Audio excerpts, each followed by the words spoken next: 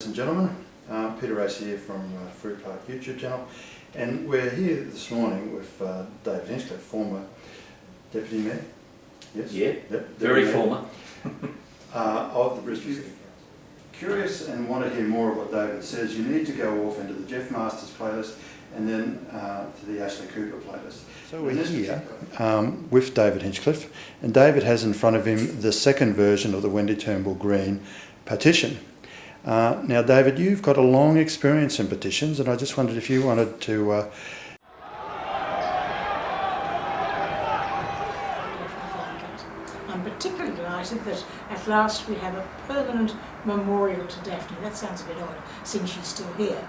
But we're going to have the Daphne Fancutt Amphitheatre, which generations of children for years to come will be able to see and be involved in, and that's particularly appropriate for Daphne because one of the great things about her, many tennis players play tennis, reach the heights, keep playing tennis, set up their tennis centres, but Daphne and her husband Trevor have given back. They've continued to give back for generations of young Queensland kids that they have coached out at Lutwich, that they have seen go on to great things, including my daughter, who didn't actually go on to great things, but she's a very good tennis player, and she owes it all to Daphne. Good afternoon again, ladies and gentlemen. Peter Race here from Fruit Park YouTube channel. And if you're curious and want to hear more of what David says, you need to go off into the Jeff Masters playlist and then to the Ashley Cooper playlist.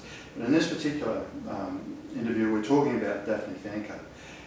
And now, Daphne was a driving force in tennis in Queensland, and you've had some really great experiences in dealing with Daphne. It's just a dynamo, isn't she? Dynamo is a good word for Daphne. Words like icon and legend are also good words. They all apply to Daphne. It's one thing, and I found this throughout my career in politics, to have a good idea, but it's another thing to have the drive, the determination, the dynamism to see it through. You're one of those people who I recognise as having that. And it's a very, very precious gift that councils and governments need to recognise more in our community, because things don't just happen when business says it or when government says it. It happens when there are people with sufficient strength and drive and determination to get it done. And Daphne is definitely one of those people. So I'm delighted that she's being recognised in whatever way possible for her great contribution to tennis. Yeah. And one of Daphne's passions, I've discovered, is practice walls, which is sitting in an interesting position, I think, at the present stage, because tennis, I don't think, is as popular as it was, but I can see that practice walls have a role to play. And I've been looking at the debate over whether, where they should go and how they should operate, and I'd just be interested in getting your feel and thoughts about it because of your long involvement in trying to get tennis back up and running in Queensland and in Brisbane in particular. Practice walls certainly were part of the tennis strategy. It was developed back in the 90s, and I think the intention was that we create a lot more courts, and then we have a lot more practice walls, because practice walls are only effective if you've got a large tennis playing population. So you've got people who want to play tennis on a court, but they'll practice on the walls in between times. If you don't have enough people playing tennis in the first place, obviously practice walls are going to have less value as a part of that overall tennis strategy. So it's very important to raise the level of involvement and activity in tennis. And the best way, all of the tennis and sports strategists will confirm this, is to have more tennis courts.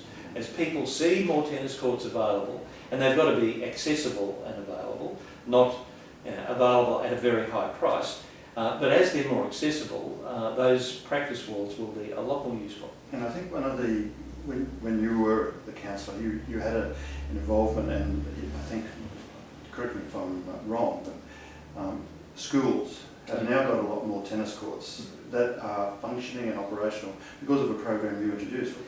Yeah, again, as part of the tennis strategy, we recognised that a lot of schools had tennis courts and they were in terrible condition.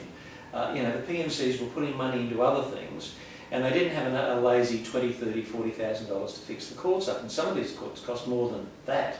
So we provided an amount of money, I think it was about $100,000 each year, and that program, to the credit of councils since our administration, that program has continued.